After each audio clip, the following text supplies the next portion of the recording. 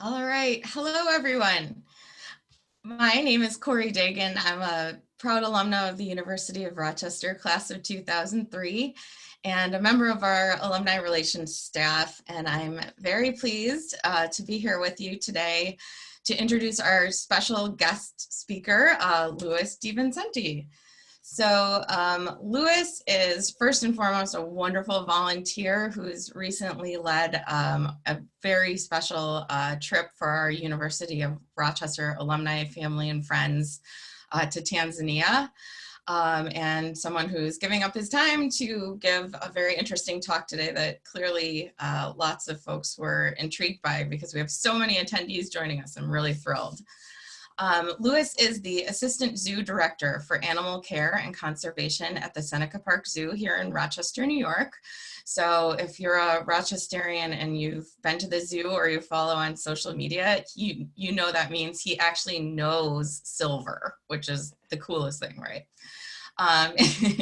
He has special interests in animal welfare and wildlife conservation with a focus on mitigating human-animal conflict in areas like East Africa, Madagascar, and Borneo. He earned his master's degree in translational research from the University of Rochester School of Medicine and Dentistry in 2014.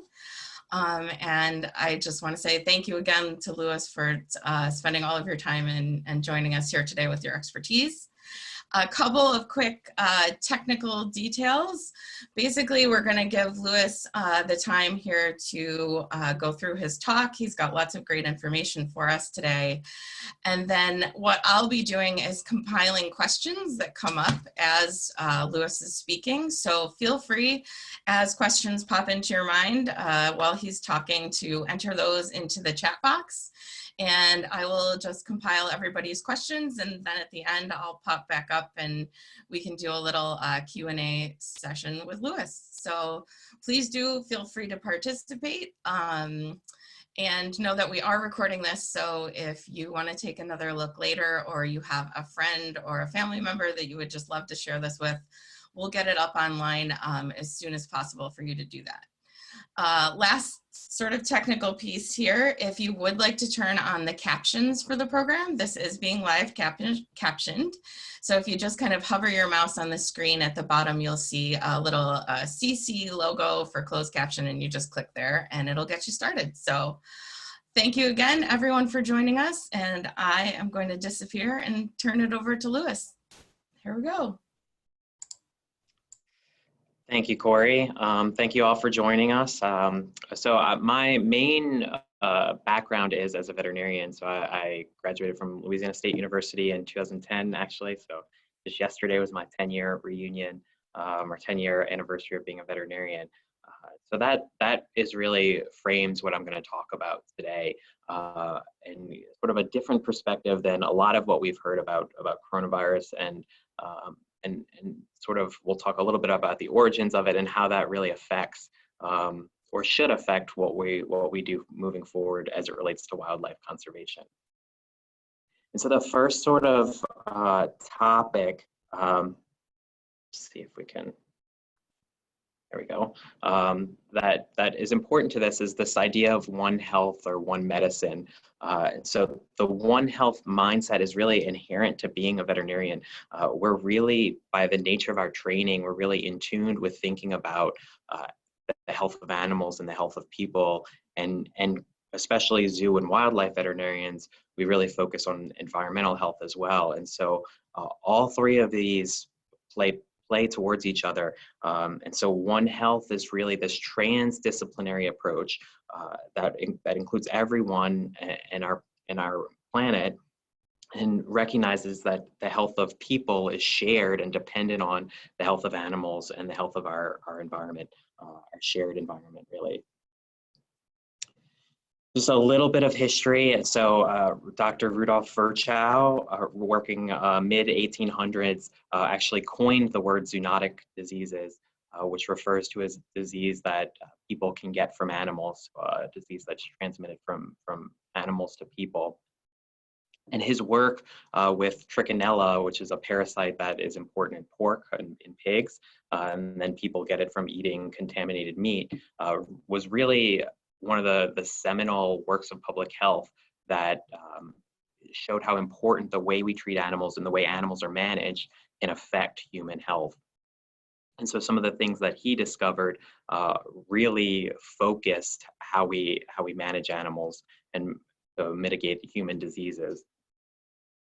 And so in addition to coining that term zoonotic diseases, he also was a real advocate for combining human and animal medicine. And so one of his famous quotes was that between human health and animal health, there is no dividing line, nor should there be.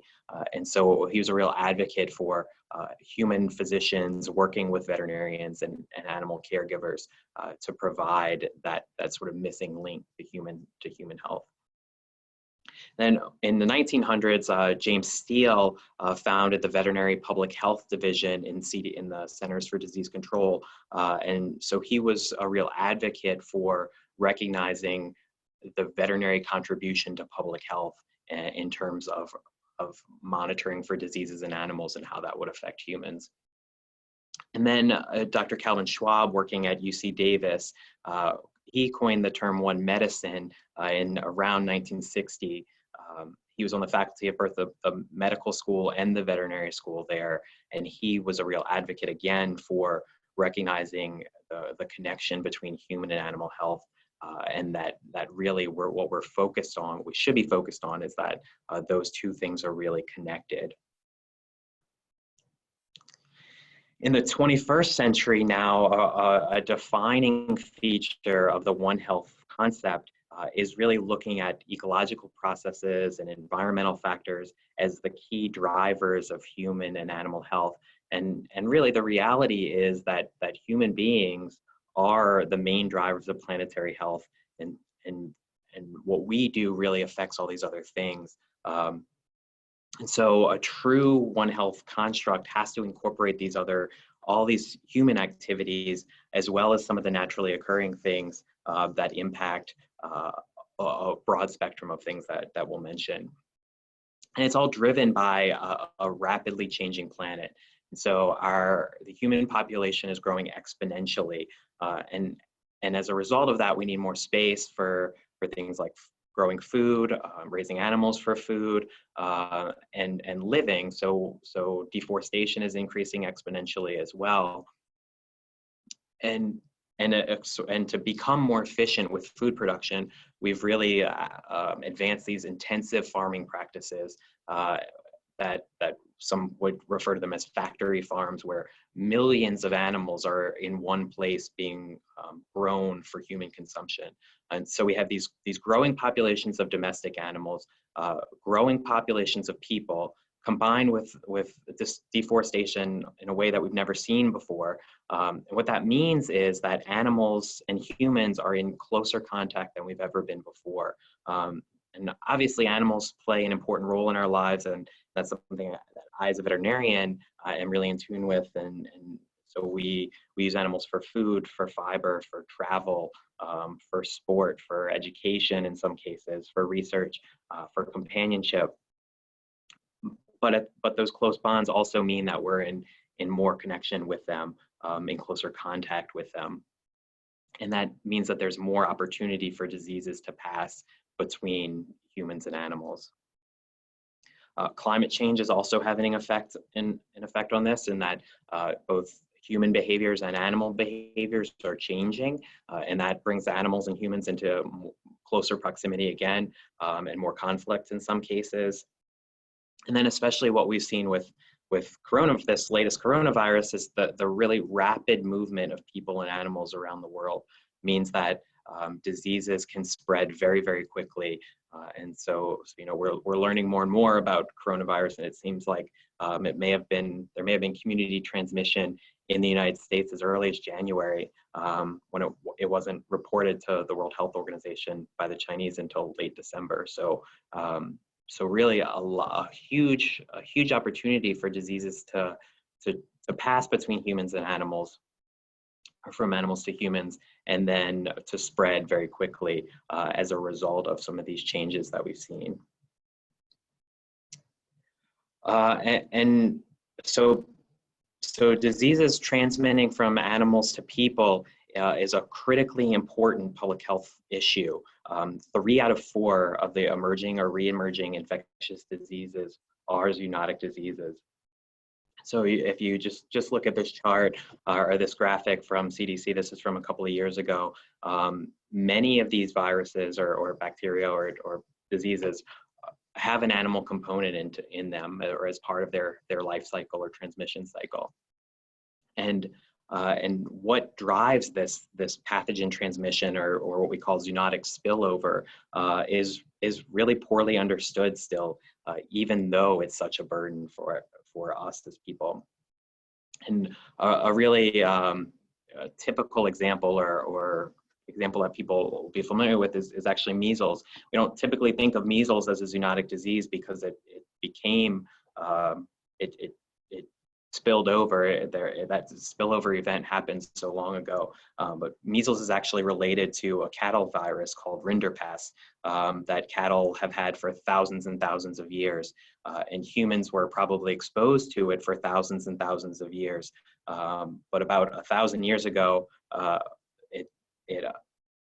it spilled over into people. And so what was the event that made that happen, even though humans had been exposed to this virus for maybe 10,000 years before, since cattle were domesticated. But then something changed and that virus was able to jump into people. So one hypothesis is that is urbanization. So we know from measles epidemiology that the virus isn't able to survive or to continue community transmission in populations that are less than 500,000 individuals in contact with one another. So one hypothesis is that measles was able to make that jump as a result of urbanization 1,000 years ago and more and more people living in one place. So the drivers behind these diseases are really important for us to understand or to try to understand to prevent them and to understand them.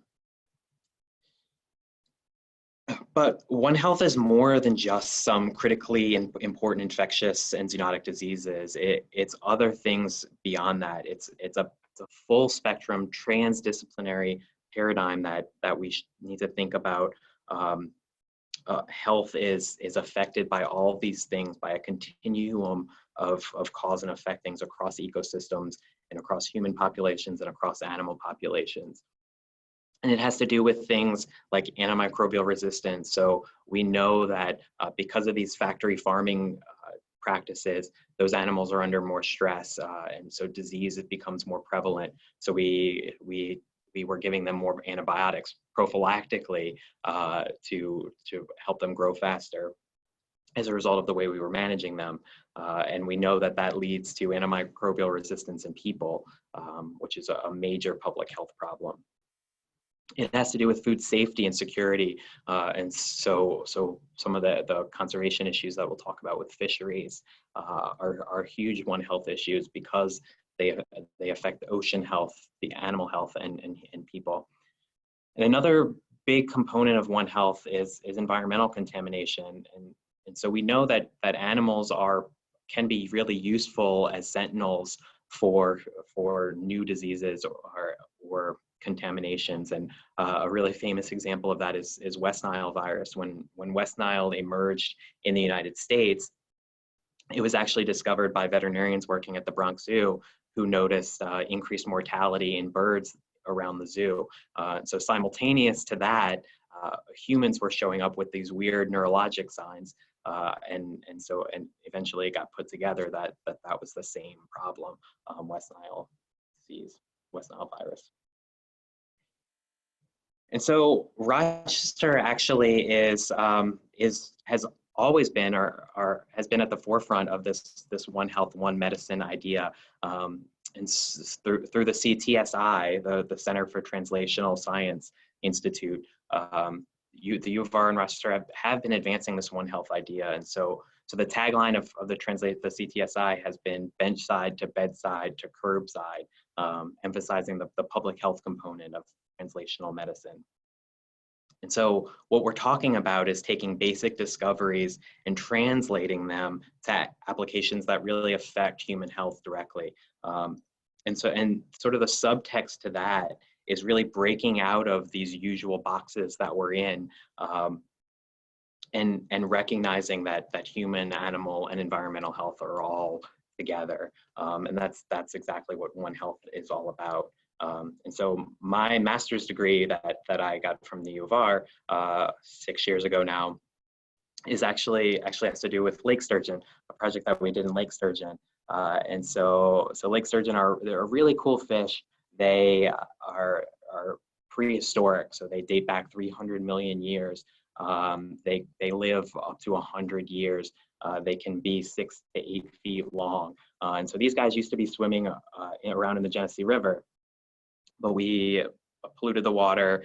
We built dams. We overfished them.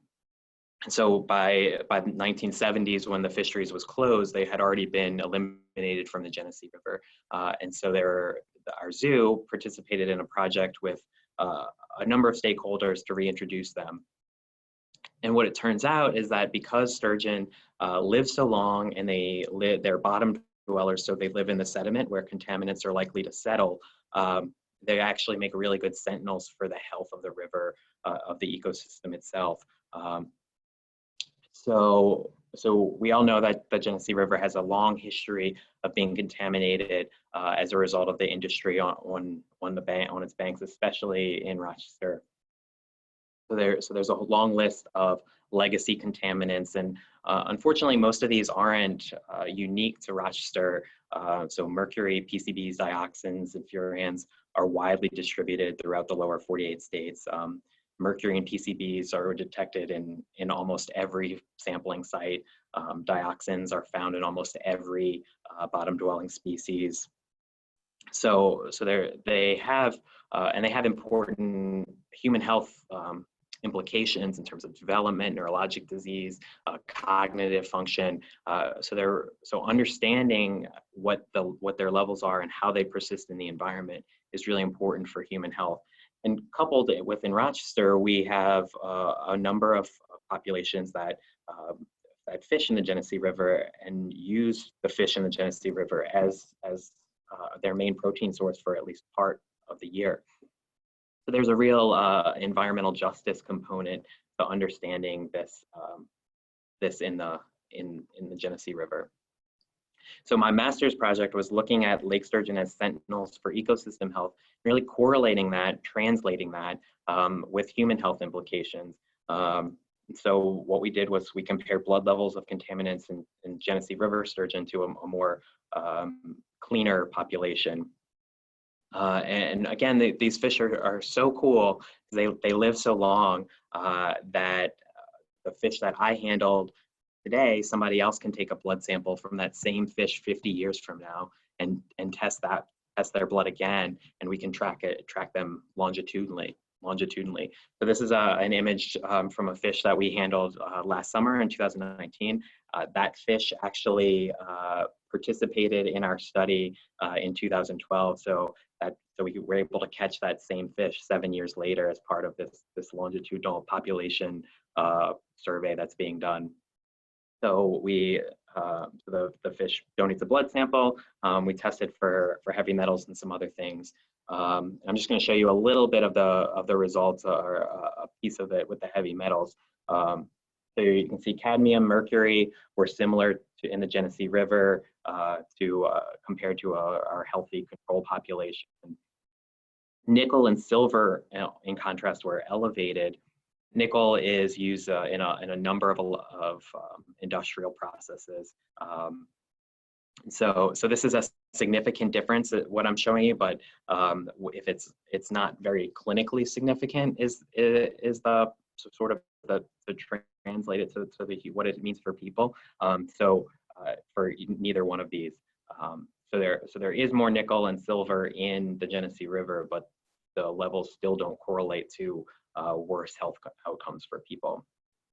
And silver is actually important in photography and photographic developing processes.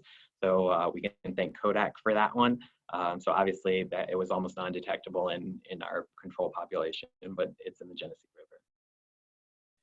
Again, so what we were doing is looking at fish, at lake sturgeon as an indicator of the overall health of the Genesee River, and hoping that all the remediation efforts that have been done have cleaned the river to a point where we can say that the Genesee River is no more contaminated than any other of our waterways, which is sort of a sad commentary on how we've treated waterways, but good for us in Rochester that we have done the work and to make ourselves at least as clean as the rest of the state.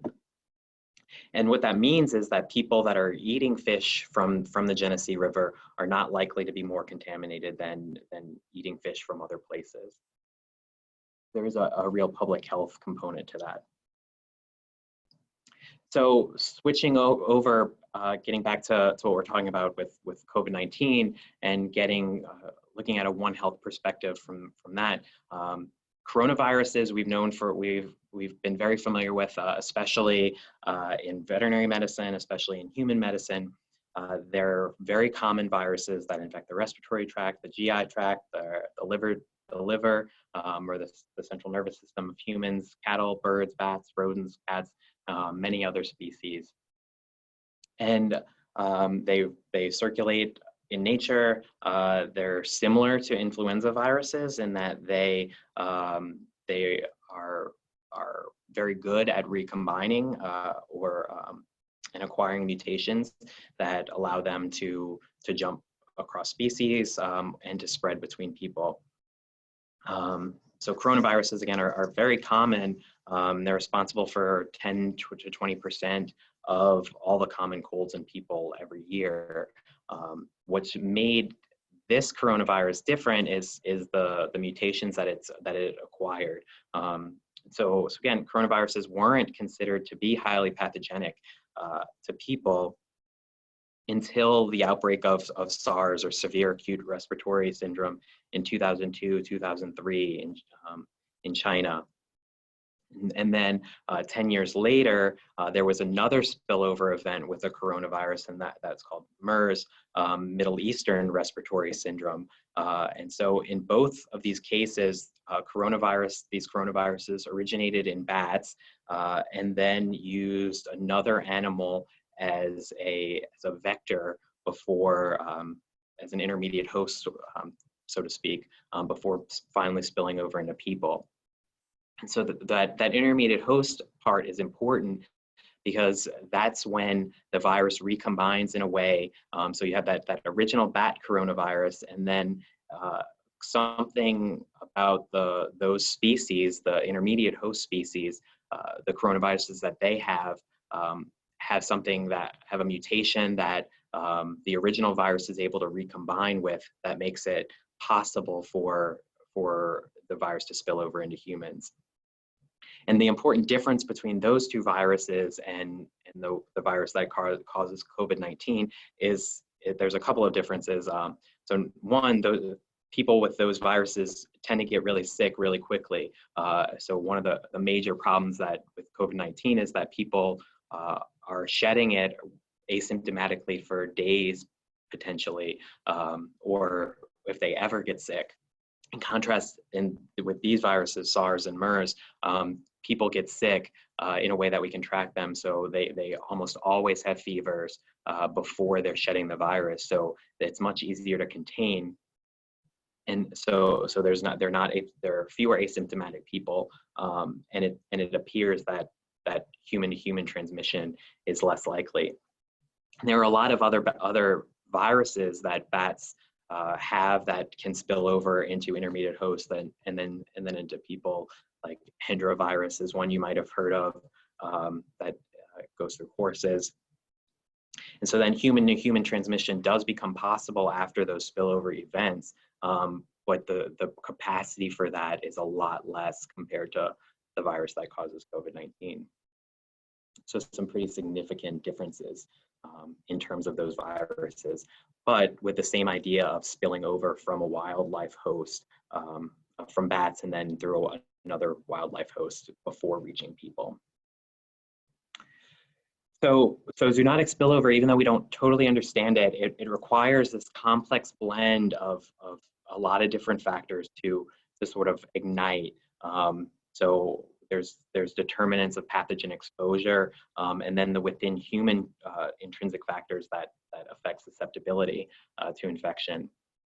So without getting into whatever what we don't know about the origins of it, the most likely explanation at this point is that the SARS coronavirus 2 originated in bats, and then so it's a coronavirus that was generated in nature from a bat coronavirus, and then another coronavirus that recombined with it to make it more virulent or severe in people.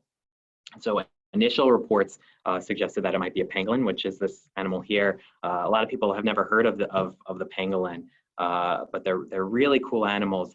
And so viral sequencing that has been done on the virus indicates that pangolins are less likely to be that intermediate host. But another animal similar to that, probably in one of these wet markets, this is a picture of a wet market with the dead bats there in Asia that are common in Asia. So the problem with this is, again, brings a lot of different species in close proximity to one another, which is sort of like a petri dish for these viruses to recombine and spill over.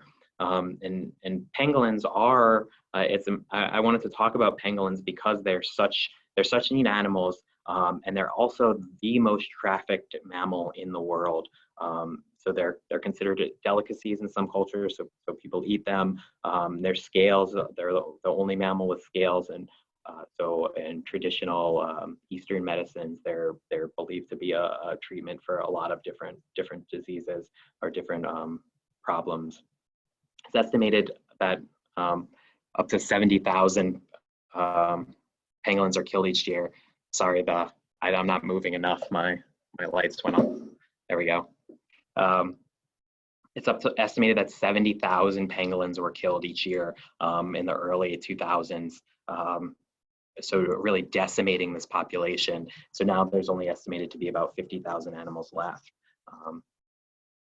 So the wildlife trade is a real problem for the species, which we'll talk about a little bit later. And so again, focusing on the animal human health components of coronaviruses, and this one in particular. And so the treatments and vaccine development has largely started, and because it's so fast-tracked, it's moved into people at this point, but it started in animals. And so one of the first steps to understanding this virus was trying to figure out and understand which animals could be easily infected. So we know that bats, ferrets, hamsters, and cats can be experimentally infected and seem to be able to spread the infection to other animals of the same species. There's still no evidence that these species can directly spread to people. Interestingly, in some of those same early studies, pigs, chickens, ducks, and dogs seem to not be able to spread the virus. And we also know now that there have been several confirmed cases of naturally occurring disease in animals that had close contact with humans who had the virus. So all of these animals have had close contact with humans who tested positive. So the first reports were 2 dogs in Hong Kong, a cat in Hong Kong, cat in Belgium, and probably the most famous one now is the group of tigers and lions at the Bronx Zoo. And since then, a couple of domestic cats in New York City whose owners had the virus have also tested positive. And importantly, in these animals, it seems that they're getting very mild disease that's self-limiting, and they don't appear to be shedding the virus in significant amounts to infect either other animals or humans. So again, there's no evidence at this point that an animal can get the virus and then give it back to a person. But it is important that these animals are getting diseases and they don't seem to be having the same outcomes as humans are. So that's useful for people to understand what is intrinsic about their immune systems that might provide some information about a treatment or course of therapy for humans.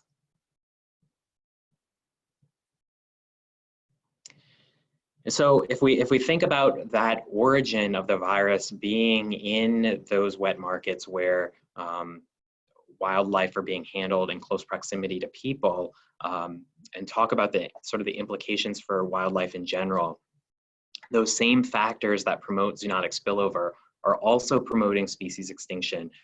So the global wildlife trade is a significant threat to species, a wide range of species. And you can see in this chart, the red and under threat status, the bars, you can see how many species are traded that are endangered or critically endangered. So 25% of endangered and critically endangered species are involved in the wildlife trade. So that's a huge threat to these already challenged populations. And then deforestation is a major threat to almost every species on the planet.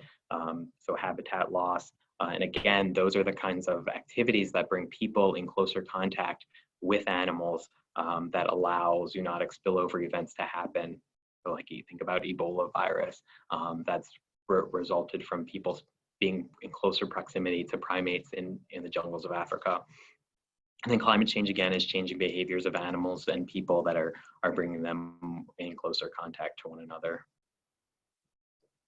So the global wildlife trade, it generates $15 billion each year. So it's in the same league of illegal trafficking as drugs, guns, and humans. Of course, like I said, there are these other threats, but wildlife trafficking really is a significant threat to lots of species. And so when we were in Africa with the U of R group, we talked about some of the issues that those species are facing. And so the rhinoceros is sort of a classic example of the illegal wildlife trade. So rhinos are killed for their horns. And so this whole animal had to die so its horn could be cut off. That again is popular in Asian medicine or Eastern medicine.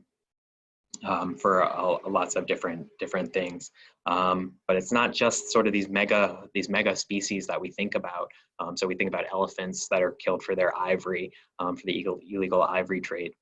There's sharks, 75 million sharks a year are thought to be killed just for their fins.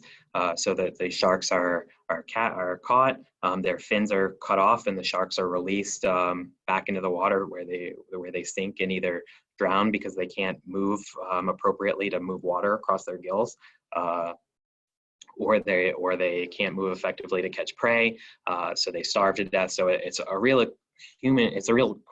human-caused cruelty to these animals, and just the sheer numbers again are decimating shark populations, and up to 70 million sharks killed for their fins. And again, this is a delicacy. Shark fin soup is a delicacy and so seen as an indicator of wealth in some countries. And again, the scale of this is something that's difficult for some people to understand. So these are radiated tortoises. They're endemic to Madagascar, so they only live on the island of Madagascar, which is off the coast of Africa. And this is an image from, I think, maybe 2 years ago when a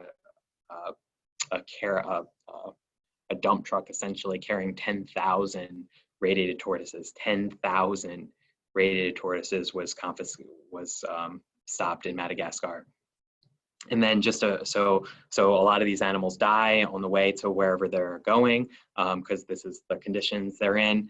And then so there's got to be a huge response when something like this happens to try to rehabilitate the animals that can be rehabilitated.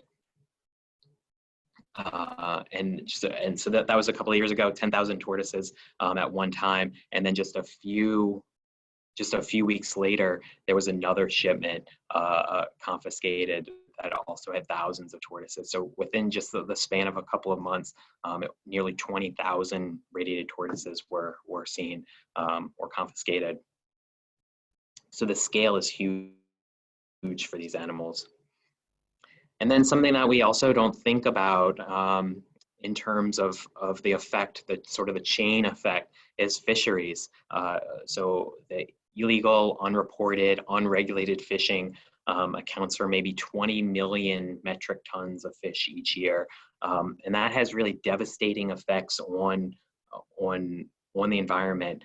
So leads to fish depletions. And then again, talking about people, so there are people engaged in the legitimate fishing practices and legal fishing practices that lose their livelihoods because of these illegal practices. And lots of animals are affected by that as well. So penguins are an example that we talk about here at our zoo all the time. So we have African penguins. These guys exclusively eat fish. And once overfishing depletes those local fisheries, the penguins starve. And it also has implications for the next generation, not only with penguins, but also with sea lions that you see there. So when the local fisheries become depleted, the parents have to go farther and farther offshore to find fish to bring back to their offspring to eat. So there's a significant loss of the next generation. So these problems become compounded relatively quickly. And then people that are engaged in these harmful or in illegal fishing tend to do other things that are harmful to the environment. So they when their nets are no longer useful, they throw them overboard. So animals like whales get caught in fishing lines or nets. So or these boats just dump their fuel or have leaky fuel, and so that affects the animals as well. So there's this whole chain affected by wildlife trafficking, not just for these megafauna that we think of, but for all these other species. And again, what that really drives is that these animals have to change their behaviors, which often brings them into closer contact with people. Again, raising the opportunity for these zoonotic spillover events to happen. And beyond that, there's a real individual cost to the animals. There's a real animal welfare issue as part of it. And many of you, I'm sure, have seen Tiger King on Netflix with all your time at home now. I haven't seen it. I've seen enough of the previews to know that I don't need to see it. But the fact is that there are real animal welfare problems with these places, and that have real implications for wildlife. And so for tigers are a great example. There are more tigers in backyards in the United States than there are in the wild at this point. So there's a real challenge for us managing these species in the wild when there's this demand for animal products in live animals or their products in captivity or by people who, and for these people that have wild animals in captivity, there's a real human safety issue as part of it, and real animal welfare issues that I believe are discussed as part of Tiger King. So hopefully that is part of the takeaway that does come from that. And so COVID-19 is going to have a lot of other far-reaching effects on conservation efforts beyond just this idea of wildlife trade.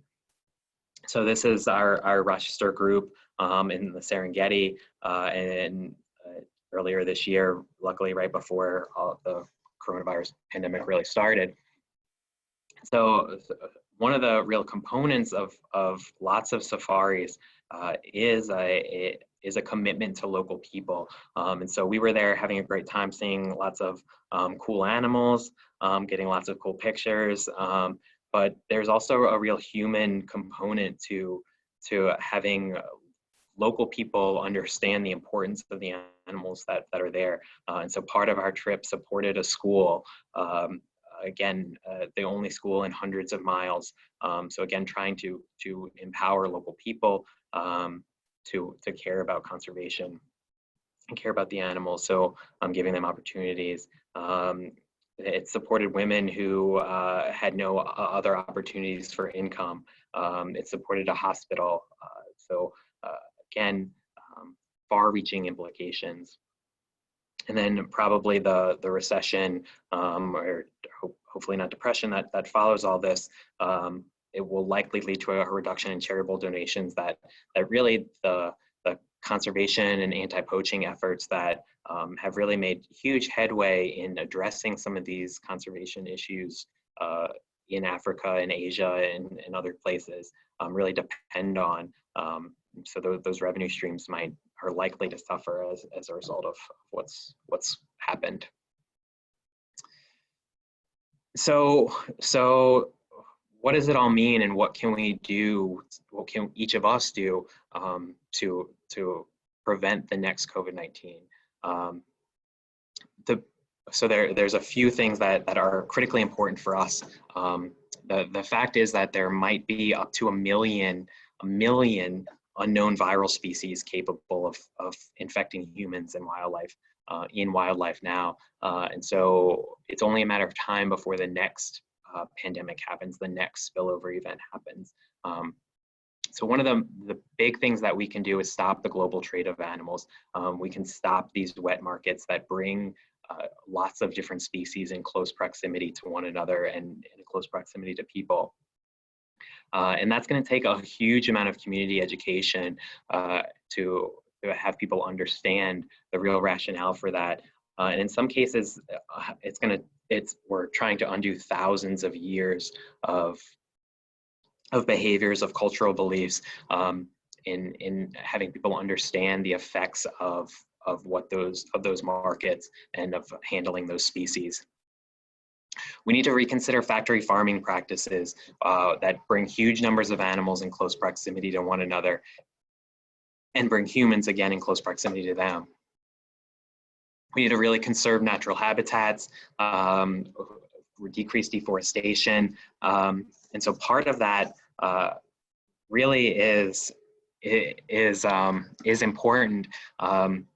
So deforestation and the loss of natural habitats is a huge problem. So I just wanted to look at the numbers because I wanted to quote them right. So an average of 28 million hectares of forest we cut down every year. So for those of us who aren't so good with the metric system, that's 100,000 square miles. So that's an area the size of Colorado lost every year, or one football field every second. So deforestation is a huge problem that will only continue to bring animals in closer proximity to people. And where we do have protected areas, creating buffer zones around those areas to minimize, to again, be another opportunity to minimize contact. So right up against the parks, don't have normal human activities. If we can have a buffer zone, that'll help prevent some of this contact as well. And then really promoting a One Health approach. And so by that, I mean routine reconnaissance for spillover events in sentinel animals. So one of the really sad parts of our approach to lots of things, I guess, is that it tends to be difficult for people to assess risk and be motivated based on risk. So just a few months before this pandemic started, the United States canceled or ended funding for a program that was whose purpose was to identify microbes that might cause disease in people from animals. They had found over 1,000 viruses that might have a problem for people, and so that's really an early warning opportunity for us to understand what the risks are and mitigate them as best we can. So our government's talking about restarting that program in a different way or a different form. And so really funding that program, being committed to it, casting as wide and as strong a net as we can is really important to make sure that we see those threats coming. There's just a list of books that talk about some of the issues that I've talked about.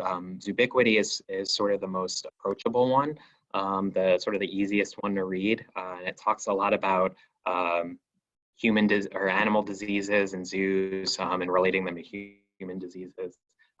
And so it's a really fun read.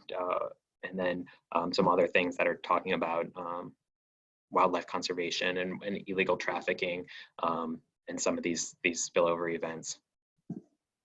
So thanks a lot. With that, I will take any questions if there are any. Perfect. Thank you so much, Louis. We really appreciate it. That was a lot of really great information. So I do have a bunch of questions here, and we'll try and kind of combine them a little bit so we can get everyone in on this. Let's start here. Can you address, I know you talked about some of sort of like the large sort of scale solutions that we need to be looking at as we address these zoonotic diseases. Can you sort of bring that down to a very individual level of some things that we can do, and perhaps as suggested here, how might doing something like choosing not to eat meat or eating less meat as a part of your diet be a way that we as individuals could help make a difference in the development of these diseases? Yeah, absolutely. You know, so without, again, people get really weird about when you talk about being a vegetarian, but really people, that is one of the drivers, the main drivers for deforestation is the raising of animals for human consumption. And if you think about it, it is a less efficient way to get protein. So we feed we grow crops and then feed them to animals and then eat the animals. So if we just ate the crops, then it cuts out a lot of it. It does make it harder to get everything that you need, but that is a huge opportunity for us to reduce deforestation.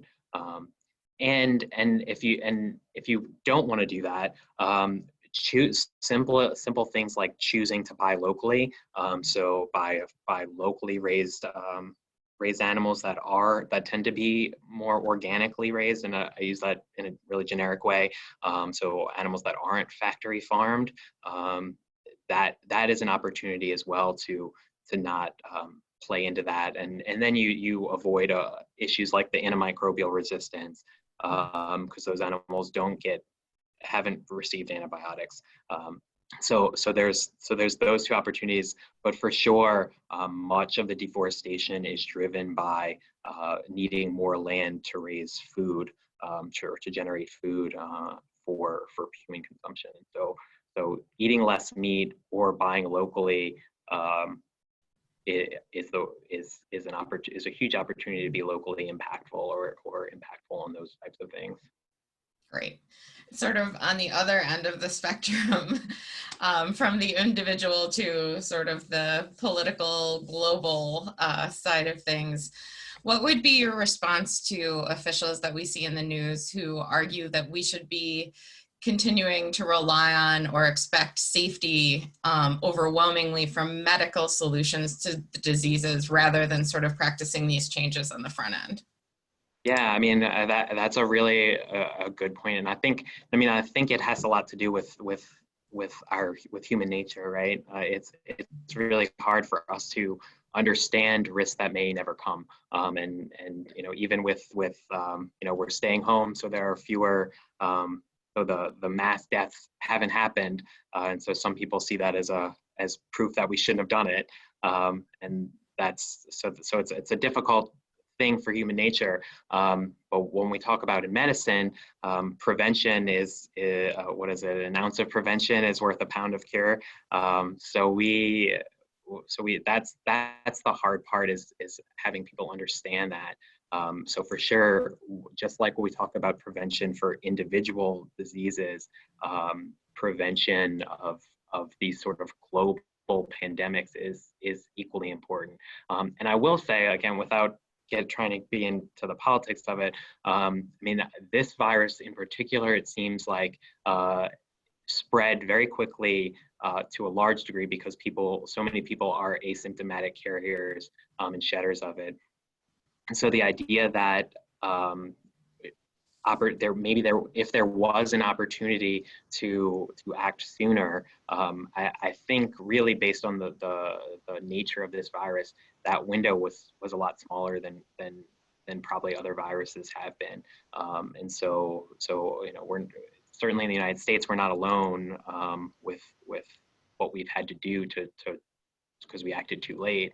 But I think trying to prevent as much as we can is the better approach than reacting. And again, what we've talked about, or what we've seen and what they've talked about in the media, this is going to cost trillions and trillions of dollars. With that program, I think they were spending less than $1 billion on that program, that surveillance program.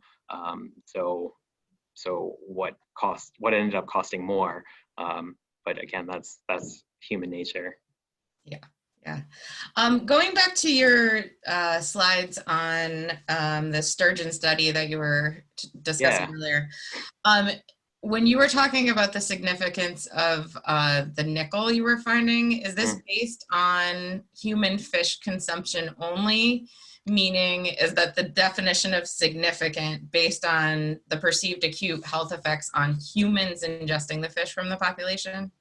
Yeah, so sort of. When I say there's a significant difference between the two sites, I just mean that's independent of the consumption advisory. So it's just that there was actually more in the Genesee River sturgeon compared to the other ones. But if you look at what that what we did find in the Genesee River animals and relate that to fish consumption advisories, it isn't that high. So it wouldn't necessitate its own advisory. Does that answer your question? I hope so. We'll see if Amy wants to write back in if we want to clarify it all. Amy, feel free to type in another question. Let me try and get in two more. I know folks are kind of wrapping up their lunch hours, if that's okay with you, Louis. Yeah. Have you ever seen trafficking of pandas? Of giant pandas? I would say probably not. I haven't, and I would say probably not because they're giant pandas are very well controlled. They have a good handle on them, and they're difficult to move. Red pandas, though, which are smaller, that is a major threat to red pandas, and so it's not as well regulated, and I don't believe people are eating red pandas, but they are like a common pet in countries like China.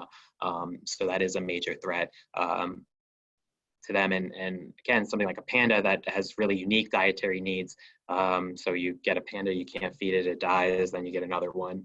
So there's like a cycle of that. And that's not unique to red pandas, but other species have that same challenge where they're desired for pets, actually. So orangutans have that challenge, a number of primates. Okay, we're gonna do two more, and then I promise we're done. This is a good question from Eric. We've got, considering that bats and other animals can survive infection with the coronavirus, and therefore presumably have antibodies, could they be a source of antibodies usable by humans? Yeah, so there's lots of issues like that. The issue is that this virus isn't the same as the virus that's in bats. So there's mutations and recombinations that have happened that make it different. And so probably not directly, but bats are common. So bats live with tons of viruses besides coronaviruses that they seem to be unaffected by. And so one of the things that there is a lot of research before this, long before this, is trying to understand what about bats makes them able to tolerate these viruses. And so for instance, we know bats carry rabies for long periods of time and seem unaffected. So what about them makes them not affected by these viruses? So that's a line of research that might be useful for helping people either prevent or treat infectious diseases, but not directly for this. Got it. Before I ask this last question, I just want to launch a quick poll for everybody. Just a couple of super quick questions about whether you enjoyed the webinar here today and whether we should keep doing these sorts of things. So we'd love to grab your feedback while Louis is speaking to this last question. And again, and I want to point out it says I can't vote. Yeah, you get no say. Sorry about that. But last question, let's bring it back to sort of the individual level and again here. And I know you spoke a little bit about the University of Rochester tour where you went to Tanzania and the Serengeti. You work at the Seneca Park Zoo, and lots of folks live all around the world near institutions like Seneca Park. And sometimes we have that kind of internal, I would say, kind of struggle.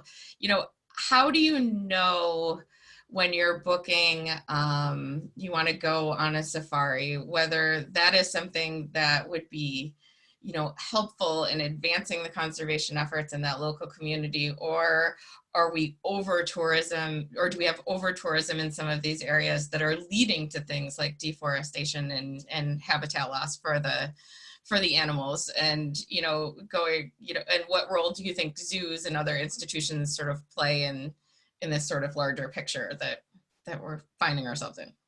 Sure, that's a really good question. There's a lot in there. Good luck with that. Yeah, that's the topic for our next webinar. So it's really difficult. It's really difficult, and so I guess the simplest part, I guess, is you're looking for programs and experiences that any program or experience that leads you into direct contact with an animal. I would really question those types of programs, and if those are really the right approach. And then just in terms of zoos and aquariums, I would look for accredited programs or accredited institutions that have some outside regulator verifying what they're doing in terms of animal welfare at the institution and conservation in the wild. And then really there is a huge struggle with ecotourism and ensuring that when people go to places, they are there's a net benefit. And so one of the issues that we talked about when we were in Tanzania is there's a proposal to build a paved road across the Serengeti that's being discussed right now. Been discussed for a number of years, and it'll be discussed for a number of more years. And it's for tourists, but it will change the landscape. It will change that ecosystem. And so is the opportunity, and when we were there, we saw this new hotel that had been built on a hilltop in the Serengeti. And so that it changed the landscape in a really obtrusive way. But it's going to bring more people that are going to pay a higher premium, employ more local people. And so for sure there's a trade-off. Because we're not, when we go there, we're driving diesel vans. It's not a net zero, and so it's really difficult to understand what the benefit is. And so I think it takes doing your research, going with a good group that makes that part of their core part. And I'll give you the credit for that when you organized our trip. And when I've been before, that's certainly a part of what you want to look for when you're choosing a tour operator, that conservation and a commitment to local people is there. And so a big problem with a lot of things that Westerners do in these indigenous countries. In these indigenous countries is that we tend not to leave money there. So the money transfers between Westerners with very little trickle down. And so looking for programs or vendors, I guess, that employ local people in leadership positions is another good opportunity to make sure that there is an impact for local people. But yeah, it's definitely really difficult. Great. Well, thank you, Louis. We have a lot to think about. Pleasure. We could certainly have another webinar on sort of any of the many topics you touched on today, but we should all get our lights on motion sensors and timers so we're not wasting energy. We like to see that at the Seneca Park Zoo. Excuse me, but it makes us get up from our desks too. That's good too. Yeah. So thank you very much for presenting and all of your time putting this together for us. And thank you to all the attendees out there. Your feedback has been overwhelmingly positive, and we're just so glad that we can sort of get ourselves together while we can't be together. So much appreciated, and we hope to see everyone online again or in person very soon. So thank you, and bye everyone. Meliora. Thank you.